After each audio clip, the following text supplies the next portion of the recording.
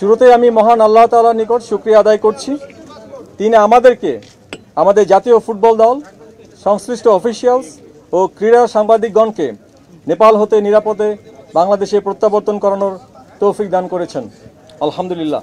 নেপালের সৃষ্ট রাজনৈতিক সংকট ও আইন শৃঙ্খলা পরিস্থিতির চরম অবনতির কারণে বাংলাদেশ জাতীয় ফুটবল দল কাঠমান্ডুতে একটি হোটেলে অবরুদ্ধ হয়ে পড়ে। এহেন পরিস্থিতিতে বাংলাদেশ জাতীয় ফুটবল দলের সদস্যবৃন্দ ও ক্রীড়া সাংবাদিকদের নিরাপত্তার স্বার্থে তাদেরকে জরুরি ভিত্তিতে স্বদেশ প্রত্যাবর্তনের জন্য বাংলাদেশ ফুটবল ফেডারেশন কর্তৃক যুব ও ক্রীড়া মন্ত্রণালয়ের মাধ্যমে সশস্ত্র বাহিনী বিভাগকে অনুরোধ জানানো হয়। উক্ত অনুরোধের প্রেক্ষিতে এবং মাননীয় প্রধান উপদেষ্টার নির্দেশক্রমে বাংলাদেশ বিমান বাহিনীর একটি পরিবহন বিমানের মাধ্যমে নেপালে আটকে পড়া ফুটবল দলের সদস্যদের দেশে প্রত্যাবর্তনের জরুরি পরিকল্পনা গ্রহণ করা হয়।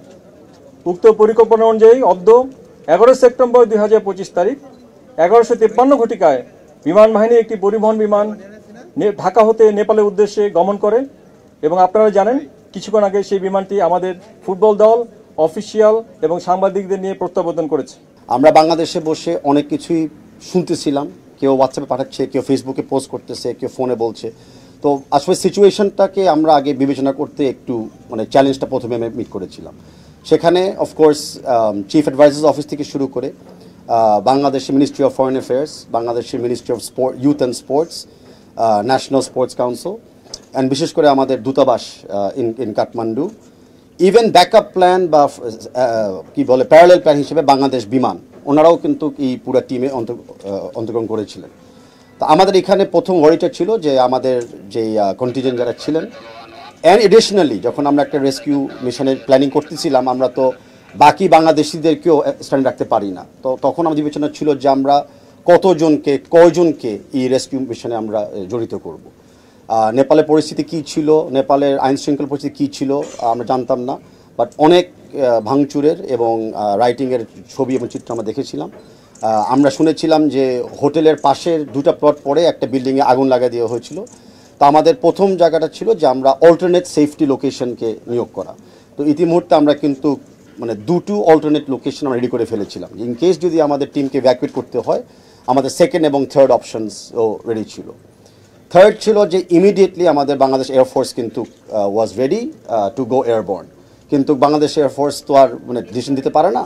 তো আমাদের ডিপ্লোম্যাটিক চ্যানেলে যখন আমাদের এয়ার স্পেসগুলো খুলে দিয়েছে, নেপালে যখন সিভিল অথরিটি নেপাল যখন এয়ারপোর্টটাকে সেফ ল্যান্ডিংয়ের জন্য ঠিক করতে পেরেছে, এবং ওয়েদার পারমিটিং, যেটা আমাদের সবারই হাতের বাইরে, এই 3টা কোঅর্ডিনেশন করার পরে আমাদের বাংলাদেশ এয়ারফোর্স কিন্তু এয়ারবর্ন হয়েছিল।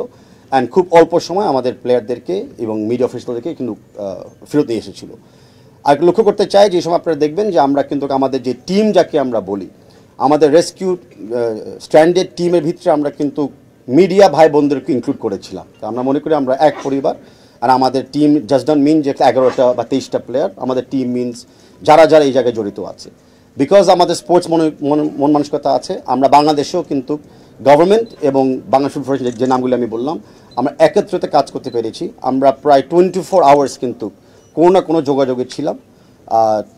Double, triple and quadruple planning আমরা ছিলাম। অ্যাট দ্য সেম টাইম সার্বক্ষণিকভাবে আমাদের চিফ অ্যাডভাইজারের সাথে আমাদের বাংলাদেশের chief of army staff general Waker এবং আমাদের বাংলাদেশের চিফ অফ এয়ারফোর্স, ওনারাও কিন্তু ডাইরেক্ট রেসপন্সিবিলিটি নিয়ে মনিটরিং করতেছিল এবং আমাদেরকে অনেক গাইডেন্সও দিচ্ছিল। বাট গড উইলিং, আল্লাহ শুকর, আমরা সবাই এই মিশনটা সাকসেসফুল করে এসেছি। আর আমরা প্রমাণ করে দিয়েছি যে বাংলাদেশ ফুটবল ফেডারেশন আমাদের প্লেয়ারদের অতি দায়িত্বশীল। আর আমি মনে করি আমাদের বাংলাদেশ এয়ারফোর্স বা বাংলাদেশ মিলিটারি আর্মি প্রমাণ করে দিয়েছে যে যে কোনো জায়গায় যে কোনো সময় কোনো বাংলাদেশি যদি স্ট্যান্ডার্ড অবস্থায় থাকে, ওয়েদার ইট বি কোনো একটা পলিটিক্যাল কারণে হোক, ন্যাচারাল ডিজাস্টার কারণে হোক বা কোনো কারণে হোক, ওনারা ইমিডিয়েট প্রস্তুত আছে যে কোনো মুহূর্ত মোকাবেলা করার জন্য।